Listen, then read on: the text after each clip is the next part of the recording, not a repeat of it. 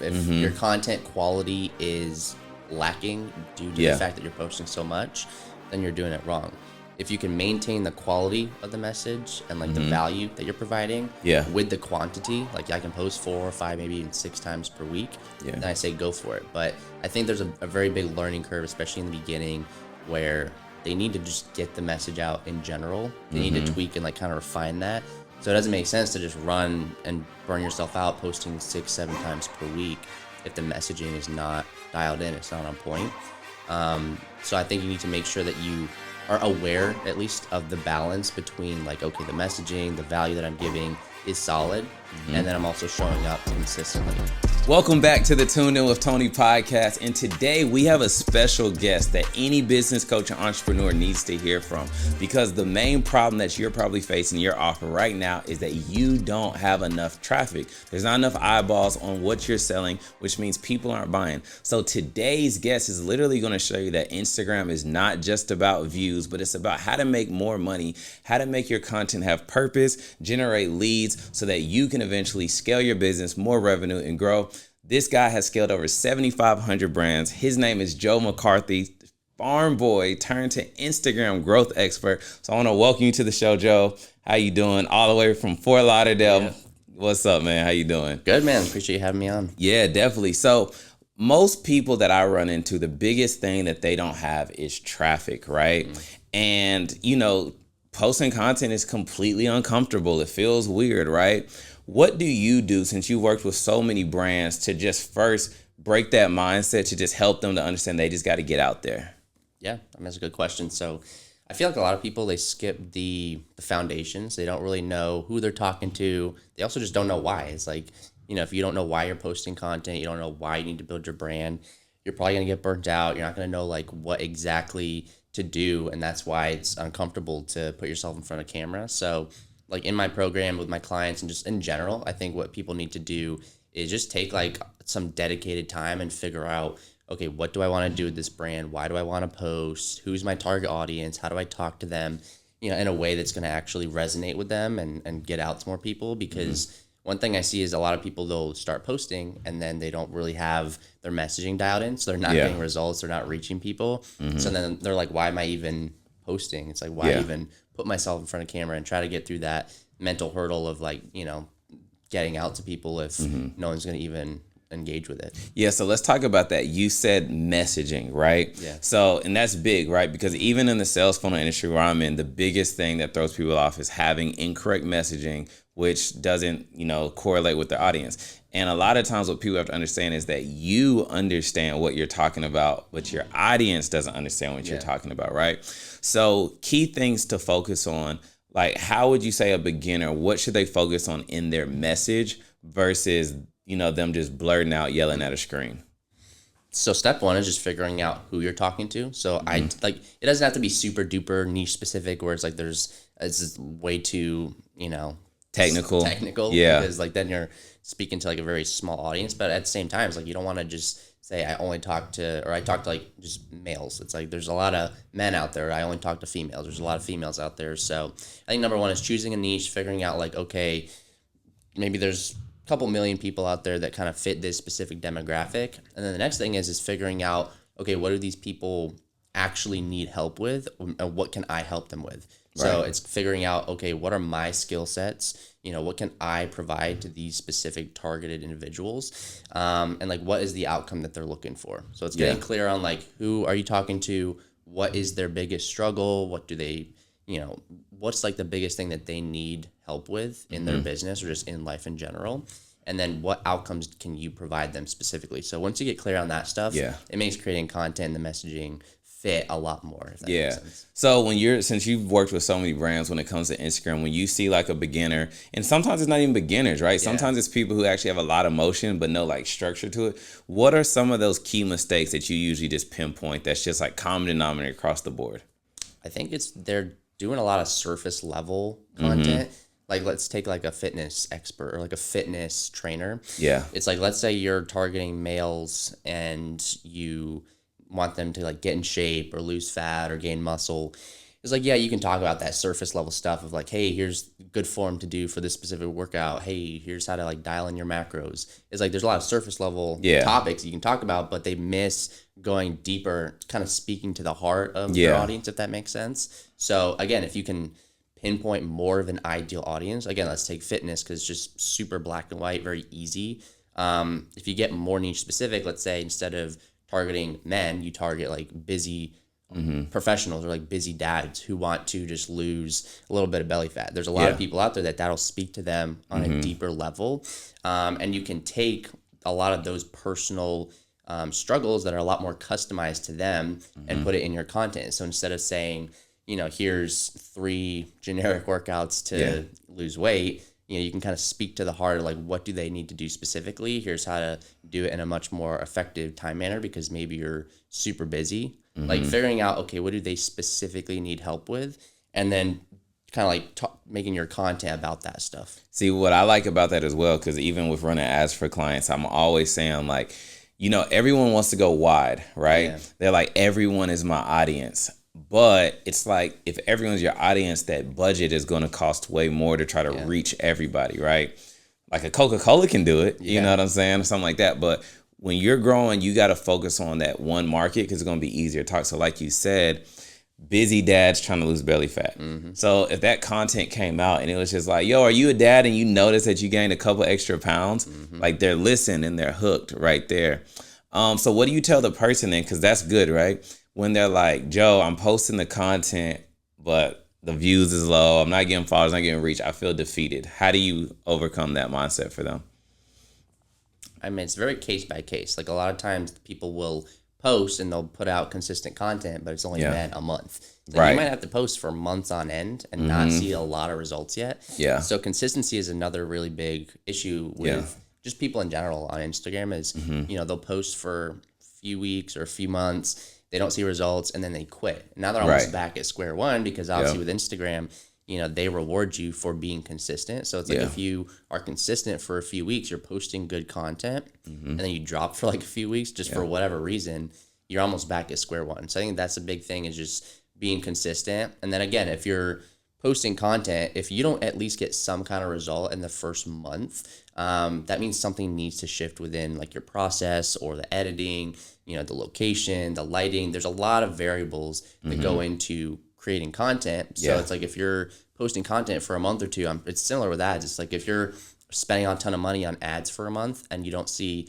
at least some kind of little result or traction or like positive momentum, you probably should switch a few things up, switch the messaging a little bit, maybe switch the editing, the targeting. There's little nuances that you need to switch. So I kind of use that same format for my content, which is like if in a few months you don't see results, you need to tweak.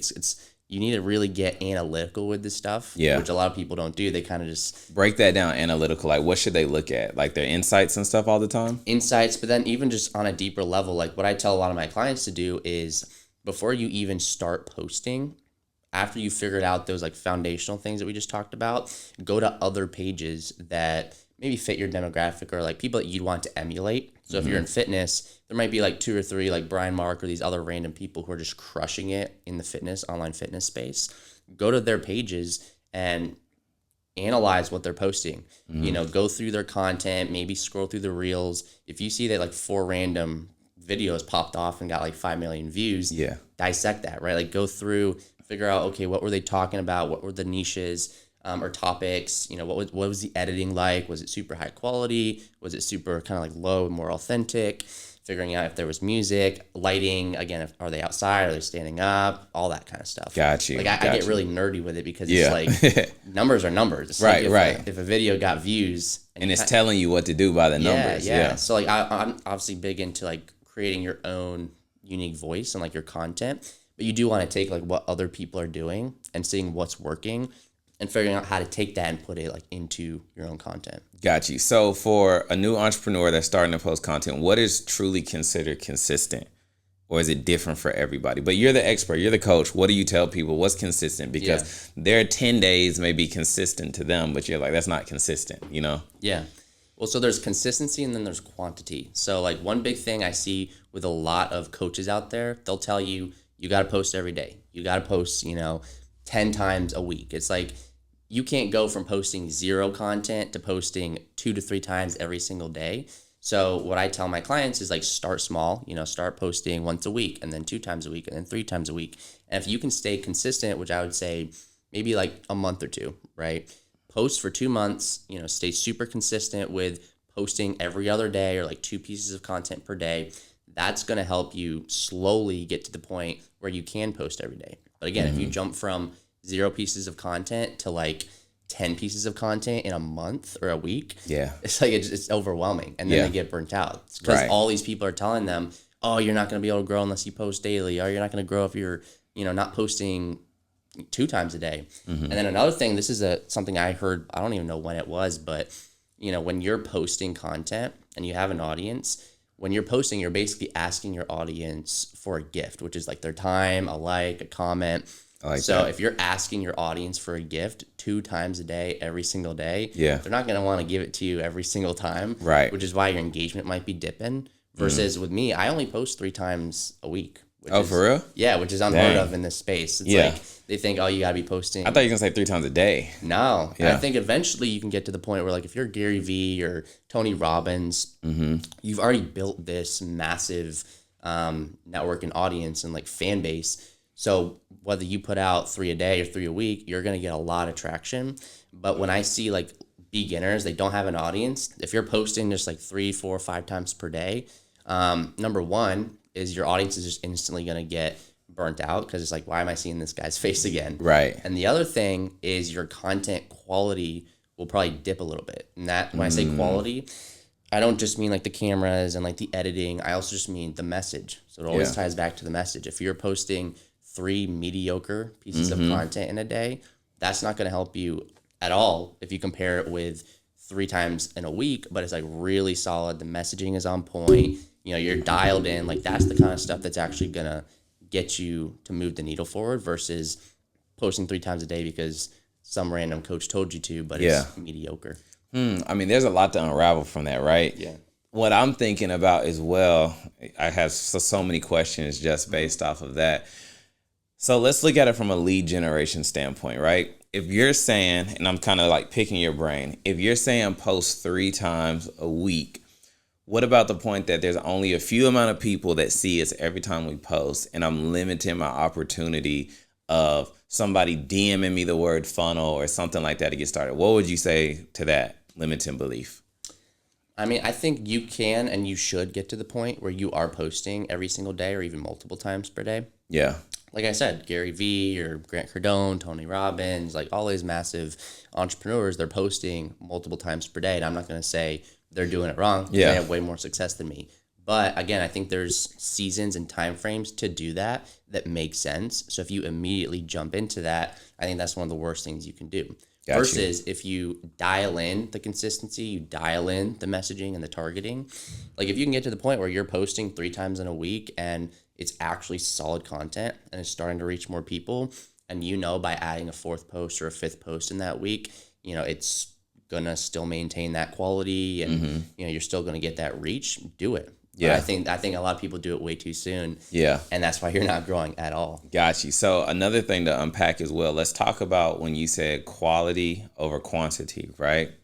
So as a new coach, would you say don't focus on the quality and focus on just getting out there? And the reason why I ask is because like we have this 30-day boot camp where we basically say, here's all the templates, the ChatGPT captions, everything to just help you not think about it.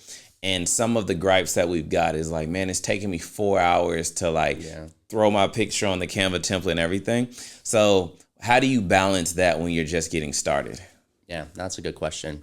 I'm on the whole other side. I'm very big into action, getting things rolling, getting started. So when I say like quality, I don't want you to also think like, okay, it needs to be perfect. Cause you're not going to be perfect. Look at like Mr. Beast's first videos. My first videos, you scroll down, I'm a skinny farm kid. And I'm I literally like have the worst confidence on camera, right? But everybody starts like that. It's not like you're going to instantly be a master and you're going to have, like, there's no perfect, you can't even get a perfect video. Even my videos, there's still little things I can tweak and change. So you're always going to be improving.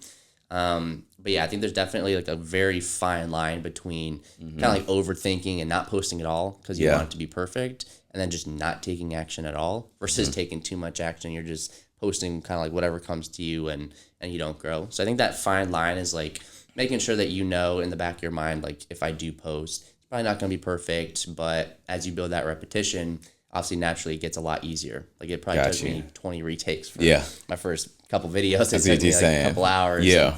Now it's like, boom, I can just spit it off in one or two takes. Just knock it out, get the content out there. So talking about like qualities, just staying on that topic, now that there's so many video editors on Fiverr and it's, you see them like now our shorts are like little commercials with everything flying in. Do you feel like that is important or does that actually lower quality? Because what I'm seeing as well is like, I do think the captions are cool, but sometimes I know you've seen the over edits, right? You don't even see the coach in the video as much. It's just a bunch of AI stuff flashing through. What's your view on that? Yeah, I mean, I think especially right now, people are very much migrated towards just being more connected to like the authentic, more real content. So like I've actually kind of dialed down my editing a little bit. Like if you scroll back, I basically did what you just mentioned, like this AI like B-roll shots like other random people. It's you barely even see my face. And yeah, I think when Alex Hormozy came out with like the Hormozy style edits, I think that kind of created a transition, and now you see it even more so. Right, where it's like they don't even need like the colors and the B-roll and this and that, which is good for the audience because a lot of people are popping off just editing within the app. It's like they just pop up the automatic captions and just be real and authentic to the audience. And so I wouldn't get hung up on like the actual editing. Like you don't need a fancy camera to get started. I started on my iPhone. You don't need crazy lighting. Like eventually you'll work up to that stuff like I have and like you have. But at the end of the day, it's like if you have a phone, you can record a video. Like don't overthink it, just post it. I had made a video on YouTube. It was called like ugly content converts better. And what I meant by that is like what you said, like you don't have to have all the lighting and everything like that because the stuff that I see convert better, let's just say from a lead standpoint, right? Running ads, it's always like if you want a low cost per lead, it may not be the best quality leads, but like you pointing up with the green screen filter and something behind you that's relevant to your audience always just converts like a low cost per lead. But it's an ugly little green screen effect, you know how it looks? Or when you just see B-roll and they just write the text over it, those convert well as well. So like for the people watching, it's not all about the edits, right? So since I'm talking about cost per lead, ads, all of that, where is your balance between organic and paid traffic? Because some people may say, well, I'm just going to run paid traffic. But what I notice as an ad media buyer, if there's no organic foundation, the ads don't hit as hard.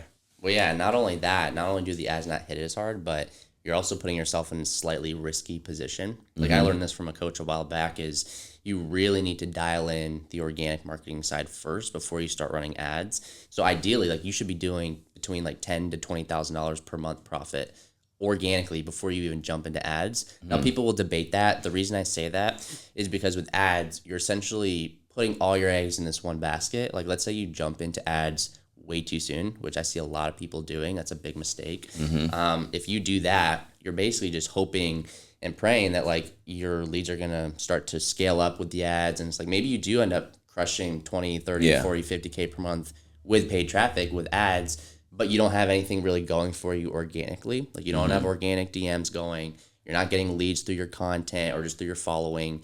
And then I've seen this happen to people where it's like you get your ads manager account shut down, something switches with the ads and your leads just completely die out. You put all your eggs in this one basket and now it's like, okay, traffic stopped and you don't have this organic side. Versus you put it into the organic side first, which is what I've done for the past 7 years. And then I recently got into ads. Now I have this organic side dialed in. So I just, that's running, I don't have to worry about that. It's like if the ads crush or not, I'm still making money here. So I don't have to worry about that. So that's what I feel like people need to do first is dial in the organic traffic, and then they can move into ads if they really want to just like boost it and scale it up. I mean, I think the organic side also makes sense as well, because when you think about you want to start running ads, you don't even know what content performs the best for your audience. But by running the ads, you're collecting all of the data. You're seeing what hits, because it's not really about what we think is cool. It's about what the audience likes. So by running your organic traffic and figuring that out, you can literally say, well, I'm just going to run this post because this post is the one that got X amount of views, got me the most comments and engagement. So there's that as well. Yeah. So I know I see a lot of coaches, entrepreneurs running like DM ads, right? And even in their organic content, it always says comment or DM this. Mm-hmm. What do you tell the people that come and work with you the purpose of the content is? Because I would think, is it to always have CTAs to make them do something, or do you need to even have balance with all the call to actions? Yeah, no, that's a good question. So you can scroll through my content and see what I'm doing. I didn't even start doing those call to actions until maybe 3 or 4 months ago. Yeah. But I am slightly heavy on it now. Mm-hmm. And the reason for that is because I've spent the last 6-7 years really just like providing an insane value to my niche. And like, I don't know what the Gary Vee thing was like, jab, jab, right hook, where it's like, give like 3 times as much value before you ask, which would be like a call to action or pitching something.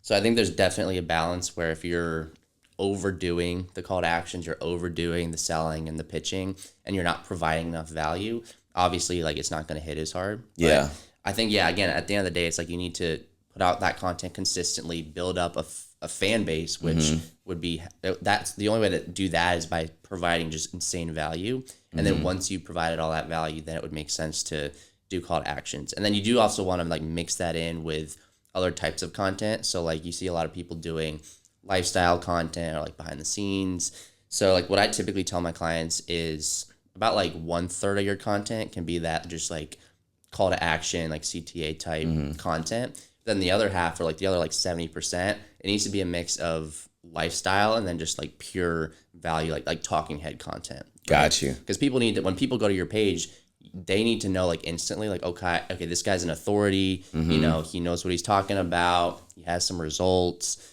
So like they need to know that like, okay, you can help this specific person, me, you know, if I was to go to someone's page and they have that expertise and they know what they're talking about. Got you. So when it comes to authority, that's super important when it's trying to build your brand and become a coach. Yeah. One of my clients does a lot of talking head videos, but then I told him like, go outside and be in that field. So he does freight brokering, and then we started recording him in front of like tractor trailers and stuff like that. And it was like immediate hit, right? So what I'm wondering too, what's your take on so many talking head videos? Because some people can look at like it's just him on a white wall talking every day. Like, what's your take on that? It honestly depends on the niche, right? I mean, if you're like an online fitness trainer, you obviously want to be posting more of like you in the gym, you showing them, like you want to walk the walk, right? Yeah. With me, it's a little bit different. It's like I help people build their brands, get more leads. So like, I'll show you like the back end of like how I get clients and how I go about my scripting and my messaging and targeting. But there's only so much I can do because most of my stuff is online. So it's not like I can really show a lot of real world, like me in the trenches, because me in the trenches is me online. Yeah, so exactly. It's very case by case. But if it kind of fits your space and fits your niche, super important that like you get like down in the trenches and actually show people instead of just telling people on the camera. How would you coach somebody that is like B2B, right? Versus somebody who like needs lifestyle marketing? Like, how do you do that? Or do you just kind of stay towards people who need talking head and value type videos? Again, I think it's very case by case. Like I know a lot of people who do B2B. It's like, a lot of times people want to build their personal brands just to have that like other asset, because it's always important to have like a solid brand. But there's people that are like in the B2B world and their brand doesn't even have anything to really do with them getting clients. Because a lot of people, like their clients probably aren't on TikTok or Instagram. Yeah, like dentist and all that. It's just like, So it's like it almost doesn't even matter too much. But you see these other people, like I don't know if you know Dr. Mike, but he's just like he's essentially just a doctor or like a surgeon, but he's created such a massive brand of him like personally, right? Has nothing, like he doesn't get clients through his doctor or his like profession. right. But he has such a huge fan base where it's like he can get brand deals and sponsorships, and he does collabs with other creators. So it's like it can create like a whole other niche where it's like maybe if you're a B2B business owner and like you service other businesses, sure, maybe you don't get like direct business from that. But there's so many other opportunities that come. And then B2C, it's very straightforward. It's like if you're looking for customers, if you don't have a personal brand, it's like it's dead. You're dead. Yeah, you need that. Earlier in the show, you had talked about, you know, every time you post content, you're asking your audience for a gift, right? Can you break that down a little bit more? Because what's interesting about that is it's like, I want to get in front of my audience. And if I'm not running paid ads, like for instance, when I run ads, people say, I see your ads every day, right? Which is cool because it's working for me. So if I don't have the budget to run ads, I'm thinking that I need to be in front of my audience as much as I can. How do I balance like not asking them for a gift, but just showing up? That's a good question. Again, I think it comes down to the messaging. Like if your content quality is lacking due to the fact that you're posting so much, then you're doing it wrong. If you can maintain the quality of the message and like the value that you're providing with the quantity, like I can post 4 or 5, maybe even 6 times per week, then I say go for it. But I think there's a very big learning curve, especially in the beginning, where they need to just get the message out in general. They need to tweak and like kind of refine that. So it doesn't make sense to just run and burn yourself out posting 6, 7 times per week if the messaging is not dialed in, it's not on point. So I think you need to make sure that you are aware at least of the balance between like, okay, the messaging, the value that I'm giving is solid. And then I'm also showing up consistently. Then the other side is like, I see people, they only post once a month because they overthink the value and they overthink the messaging. And it's like, if you're doing that, you're just shooting yourself in the foot as well. It's right. Like, there's always a balance, right? There's always a middle ground where it's like you're posting enough that you're showing up enough, but the quality and like the messaging is not being hindered by you posting so much, if that makes sense. Got you. When I'm teaching my clients running ads, I always tell them like hook, story, offer, right? So it has some type of framework, hook them in so that you can get their attention, do the story, then make the offer, whatever that offer is, right? Do you ever notice with a lot of clients that are first getting out and they're trying, like they're just like rambling and then they're like a minute and 30 seconds. They use the whole 90 seconds they can get. Like, what's your take on that? Yeah, no, one of my words for this year is brevity. Yeah. Making sure you can fit it in a concise message. Yeah. That's good for sales calls. It's good for your content, especially these days. People's attention spans are like 2-3 seconds. So it's like, super quick. To your point, like you got to hook them in with that hook in the first couple seconds just to make sure you keep them there. But then, you need to make sure that you have a really solid like middle, which, what would you say it was? Story, yeah. Like you want to make sure the story fits, the targeting. It's concise. You're not rambling. And then you want a resolution, right? You want some kind of call to action at the end. So that's why I'm super big into like research. It's like if you don't know what other people are posting, like that's why I say before you even start putting out content, go to like a handful or like a dozen pages in your space that you can emulate and like you can look at and see kind of, okay, what are they posting? Yeah. One trend you're probably going to see is that they're not on there rambling and going off, and it's like they pretty much always have a strong hook, great story, and then a super solid resolution or a call to action.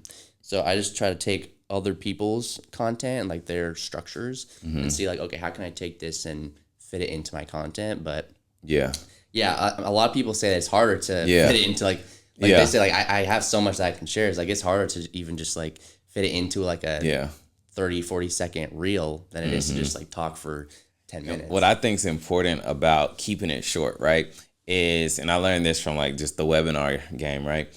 They're not going to learn it all in a minute and 30 seconds. So you have to create curiosity in your content. So by punching with the hook, the story, the offer, what you allow is curiosity to happen so that they then take that next step, which is DMing, commenting, click the link in your bio so that, that could possibly be a conversion. So my next question for you is, where do you fit in lead generation with your content strategies? Because I can see some people coming to you, of course, for the clout, right? I got to blow up on Instagram. I got to look better.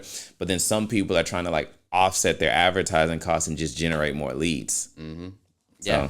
So, I mean, a lot of my content, if you scroll through it, the first 30, 40, even 50 seconds of my reels is just me providing a ton of value in a specific topic. So like I might do a couple reels on DM outreach because I'm very big into just doing organic outbound. It's very cost effective. It's almost free, much more controllable because you can actually target specifically who you're DMing. But the first like 30, 40 seconds is just me giving super solid advice. So people know, okay, Joe's an authority on this topic. And then at the end, what I've actually started doing is if I do a call to action, it's usually like DM or comment below the word credibility or grow or just some random keyword. And I'll drive them to a long form training. So like, let's say I'm posting I'm already posting on YouTube like 5, 10, 15-minute trainings. But what I'll do is if they comment on that specific reel, because again, like you said, it builds curiosity. It's like, I can give, there's only so much value I can give in 30, 40 seconds. Yeah. But if I kind of spark that curiosity, they're like, number one, okay, that's actually a good little tip that you just gave. Yep. I want to learn more. So they comment below the word. I send them the training, got all the ManyChat backend set up. So it's like, I don't have to worry about it. But then they can watch a 10-minute training that actually dives into like, okay, this is like from A to Z, my process. And then from there, I can, book a call if they're interested, because a lot of times, as you probably know, it's like if they're diving into like long form content, it makes them much more of a warm lead versus if it's like completely cold, it's a lot harder to get them on a call. Do you believe in like your tactic is more like book a calls when you work with clients, or do you send them, do you have clients like, okay, let me ask, what % would you say is mainly to book a call versus to direct buying a product? So I do a lot of high ticket ish services, so like 4K and above. So I've often seen like a lot of those take calls. They have questions. That's like, what I believe in. Is people like maybe if you have like a shorter, which we can talk about this, like smaller tier packages for like $20, $50. Yeah. Then you can sell them the DMs, no problem. Yeah. But there's only so much money you for can make. 4,000, someone wants to talk to somebody. Yeah, you know what I mean? Exactly. So and it's the thing with book calls is the trust factor that could be built. You know what I mean? Another thing that I want to talk about when I saw your Instagram, right, is when you are being a coach and becoming an authority through Instagram, how should you structure your profile to where it converts better? Yeah, no, that goes back to credibility, and that's insane for every reason. Like if you don't have a solid Instagram page, your ads are not going to perform well. Your DMs are not going to get responses. You're not going to get views on your content. So that's like step 2 in like my program is optimizing the profile, making sure your highlights look good, profile picture solid. Bio, you want to make sure that in the first couple sections, it says who you help, how you help them, or what you help them with. It gives some kind of credibility. So like if you go to my page, it'll say from farm boy to scaling 7,500 brands. So I've worked with people. I say I help you do X, Y, and Z through your brand, so they know, okay, he helps with this specific thing. He helps this person. He's got credibility. And then at the bottom, some kind of call to action. DM the word grow, book a call below.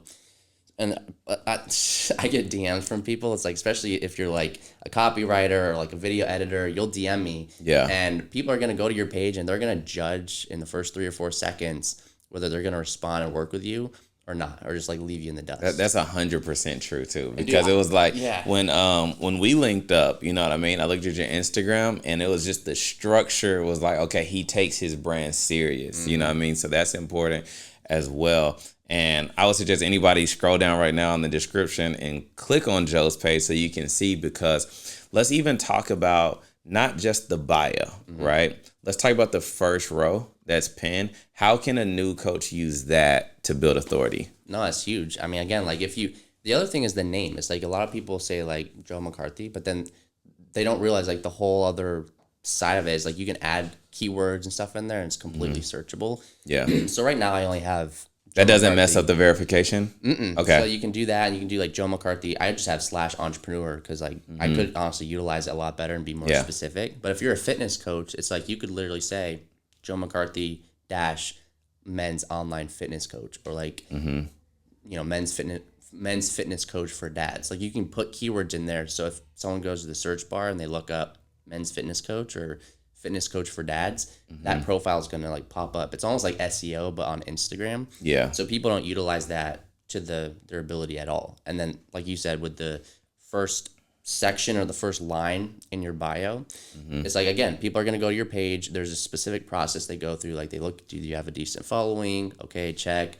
Does it look like the page just overall looks decent? Okay, check. And then they're going to probably read a little bit. Like if that first line didn't say what you do or who you help, then you probably will lose them. Right. Which is people's problem. What about pinning? Because I saw you had like the founder story on there, and I think some people don't really understand like the psychology of the 3 pins and what they should be. If you're using your page for personal branding and business, what's your, not even your take, your advice, you know what I'm saying, with those pins? Yeah. So again, people skimp out on that, skimp out on the highlights. Every aspect of my page is intentional. It's very like methodical. So with those 3 pins, the first thing you'll typically see on my page is like start here, right? So you click on that, it goes through, okay, for like, let's say a coach or like somebody out there who wants to build their brand, go like tell your story, right? Like I was broke and I was doing X, Y, and Z and I was struggling with this. So you want to like relate to like where people probably are right now, your clientele. And then you want to kind of take them through the story. Now I've helped people do X, Y, and Z. We've done X amount of sales or helped X amount of people. So it's like you're showing them where you were at. So like you relate to them, you move them throughout the story, give them kind of like a piece of credibility. Like, hey, I've done X amount in sales or helped this amount of people, or even just a lot of people give me the excuse, like, I don't have testimonials yet. Yeah. Like, you are your best testimonial. You are. Yeah. Like, especially in like weight loss or like other random fields, it's like a lot of times you are probably in a position where a lot of your clients are at. So you want to meet them there. But then go through your own story. Like now you're doing, like I said, like X amount in sales or whatever it is, and you've transformed your own body or, you know, whatever have you. So that's the first pin. Second pin is usually just some kind of value add. So if you scroll through like one of my carousels, it's just like insane value. Like I've probably spent like $10,000 learning that information, but I just took all that, condensed it into like a very easy to understand carousel. Yeah. Just showing people exactly what to do with the bios, with the whole entire page, and like optimizing it, what to do for their content. So that's the second thing I do, is just like a value add. And then the third thing, this is like optional, but I think a lot of people should also do something like more behind the scenes. Like maybe you pin, you know, your wedding or like a travel day or something like that. Like your true personality, like so that's that not just selling. Relate to. So like something that shows that you're human, you know, you have a personal life. Right. So something like that. That's how I go about it. Okay. Got you. Another thing that I was just wondering too, like when someone is starting from ground zero, what is the realistic expectations you would say of a timeline before they start seeing it? Because it's just like the gym. 2 weeks in, you feel like you've been doing something, but nobody else sees it. You may feel something on the inside, but no one else really sees your results yet. What would you say to that person, or like how long they should just like give this before really like beating themselves up? And think about like your coaching program that you got. Like, what do you tell them? I made like, I don't know, $900 the first year. Yeah. Something like that. Like, I think another thing is people aren't honest about building their brands. They're not honest about business. They make it seem like it's super flashy and easy and it's quick. Yep. It's like they kind of give the wrong expectation on Instagram. So a lot of us will scroll through, we'll see like these gurus and they're making $100,000 a month, and they, you know, only took them 2 months to do it. They've built their brand to $200K, and it took a couple months to do it. Like if you look at one of my VSL videos, like it was like an 8-year process, right? An 8-year process to hit 400K, 8-year process to hit X amount of my business, 8-year process to like build out and create this offer that I now have. Right. And it took like 8 years to like really build out. And obviously it's a process. Like I think it took me maybe a little over 9 months or 10 months to hit about 10K. Okay. So there's that, right? It's like you have to probably put in, I would say at least 6 months of like consistent work, and like don't lie to yourself. Don't like maybe you go like one of those months only posting like 3 or 4 times. That doesn't count, right? Yeah. Like, you got to be honest with yourself. Like stay consistent, stay the course. And if you can stay the course for 6 months, you should see results. Like if you aren't seeing results within 6 months and you're actually doing the reps, that means there's something wrong in the process with the targeting or just the content in general. Yeah. And I guess what it is like you have to want it, right? You have to be focused, because the excuses that I hear is, one, I don't want to be salesy, but everyone is always selling to you. Yeah. When you drive down the street, McDonald's is selling to you, right? Then they're just like, well, I don't like being in front of the camera. When I hear those things, I really just hear insecurities, right? Because at the end of the day, everyone wants that attention. You know what I mean? So do you see that a lot when people start working with you? Like they'll pay because that's transactional. But then once it's time to start action, you start hearing all these insecurities. Well, every day. And that ties back to what I said in the very beginning. Yeah. Is building the foundation, figuring out why do you want to do this? Because again, you're not going to make content creation or putting yourself in front of camera a top priority unless there's like a really solid why, right? Like if you don't know why you're posting content, you don't know why you're building your brand, that's going to be on the bottom of your priority list. And you're just going to go throughout your week and say, oh, I don't have time to create content. Yeah. And then the other thing is, a lot of times people don't want to put themselves in front of camera because they're scared of others' opinions. And that was my issue is the Yeah. first couple of years I was posting like little photos and like carousels, and I Yeah. was not putting myself Like hiding behind the content. I was hiding. So like I wasn't actually posting my face in front of camera. And that's why Mm-hmm. it took me so long to do it, is because I cared about other people's opinions to Yeah. the point that I let that dictate my life. I let that dictate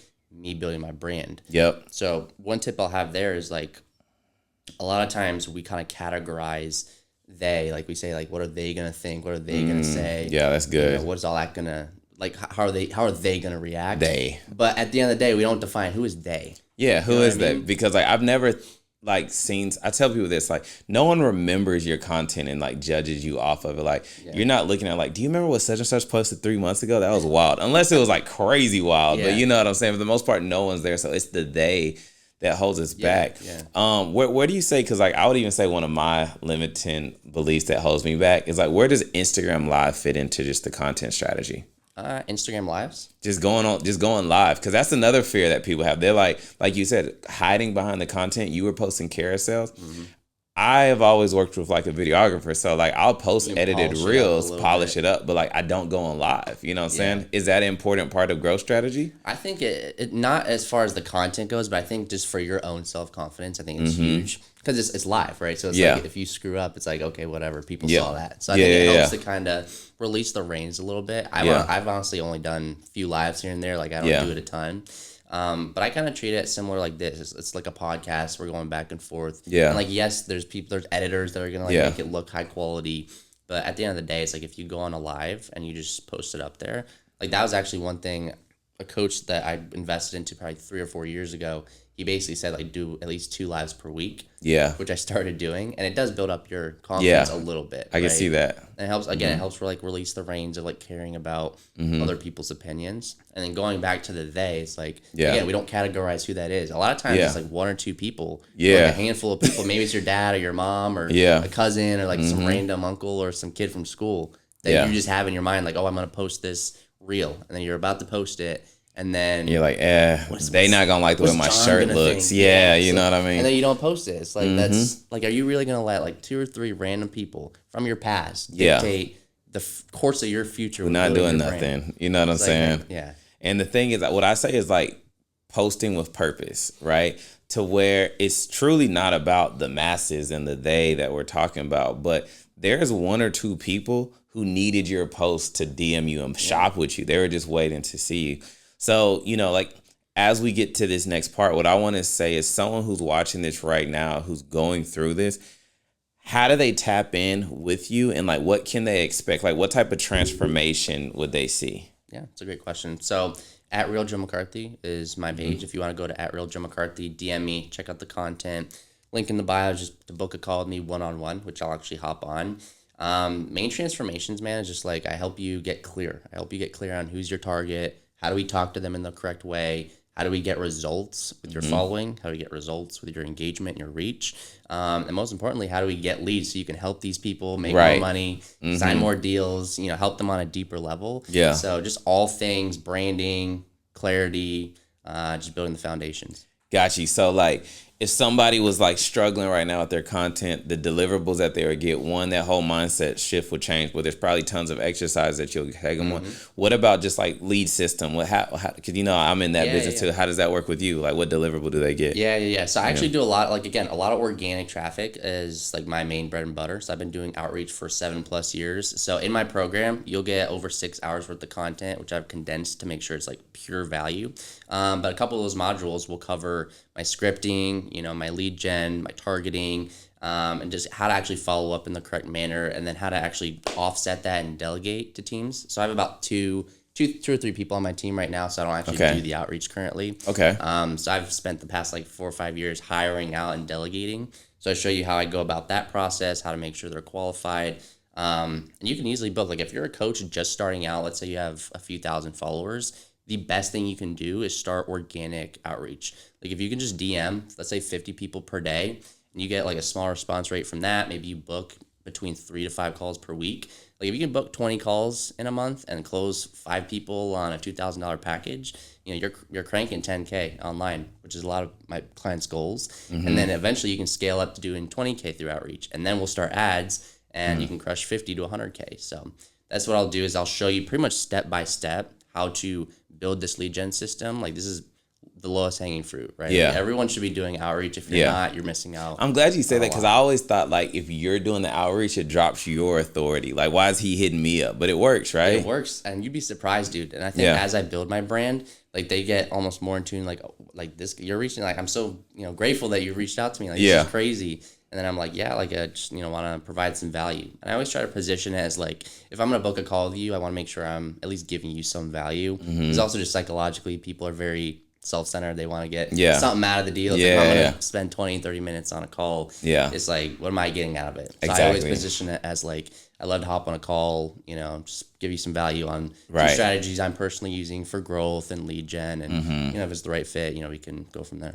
Man, that's awesome, man. Yeah. So everyone, if you are literally trying to grow your brand, get more leads, maybe you're not ready for paid as yet. You have to have that organic foundation. And me, that is someone that's a media buyer. It's mandatory that you build that social media following and that growth because when you're running the ads, people are going to click to your profile, check you out, see what type of authority you have. So I want you to look at all the links below. Tap in with my guy, Joe. He's literally a farm boy. Turn to the city boy now, helping over 7,500 brands. And you know that you need your personal brand to grow. Click the link below, book a call with my guy, Joe. And I'll say thanks for joining the show, Joe. Thank you, man. Appreciate it. Till next time, we'll see you on the next episode. Peace.